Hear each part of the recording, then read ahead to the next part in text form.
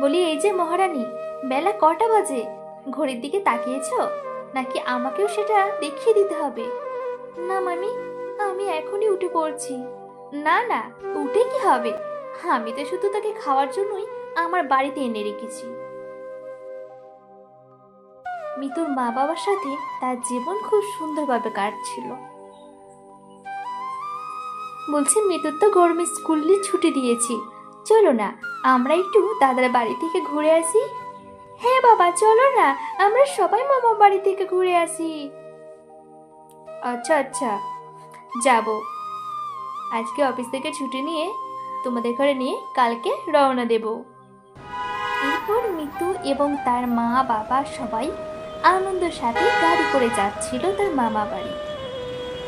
কিছু দূর যাওয়ার পরই হঠাৎ তাদের গাড়ি একটা অন্য গাড়ির সাথে অ্যাক্সিডেন্ট হয়, আর সেখানেই মিতুর মা বাবা মারা যায়।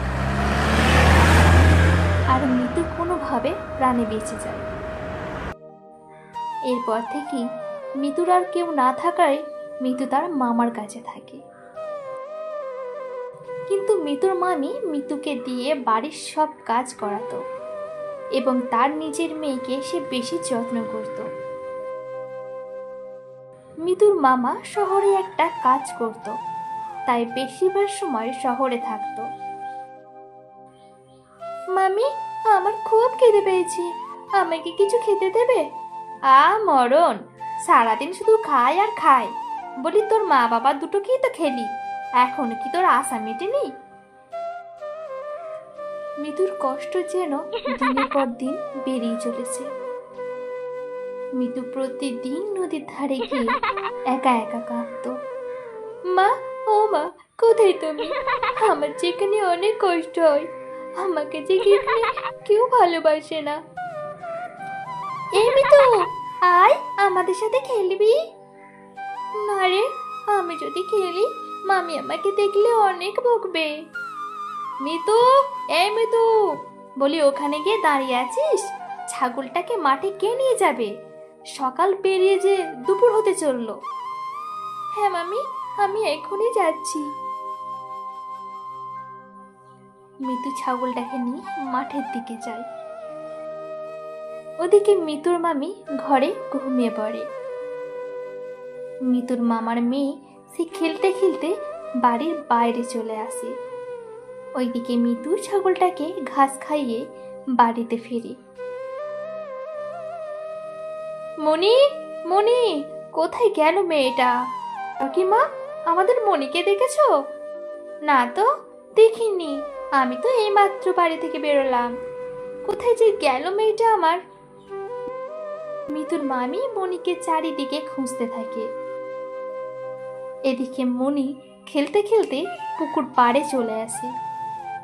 আমার বলটা তো পড়ে গেল, আমি নিয়ে আসি। এমন বলে মনি জলে নেমে পড়ে। সেই পথ দিয়ে মিতু তাদের ছাগলটা নিয়ে বাড়িতে ফিরছিল। ওই বলটা তো আমার বোনের বলের মতো, কিন্তু এই পুকুরে কি করে এলো?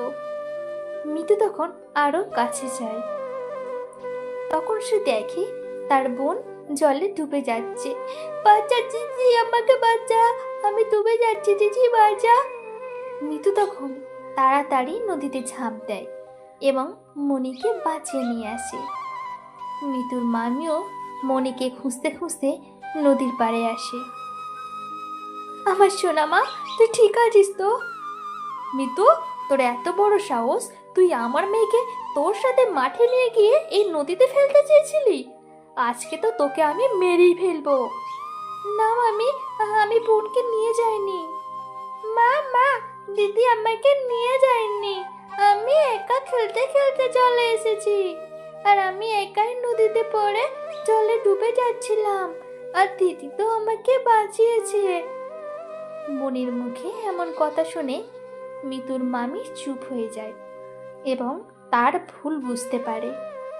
আমি তোকে কত কষ্ট দিয়েছি, কত কথা শুনিয়েছি, আর তুই আমার মেয়েকে বাঁচিয়ে আনলি। আমাকে ক্ষমা করে দে মিতু। আজ থেকে আমার একটা নয়, আমার দুটো মেয়ে তোরা। এরপর থেকে মিতুর মামি আর মিতুকে কষ্ট দেয় না। সে তার মেয়ের মতো মিতুরও যত্ন নেয়, আর তাদের সংসার হয়ে ওঠে আবার ভালোবাসায় পরিপূর্ণ।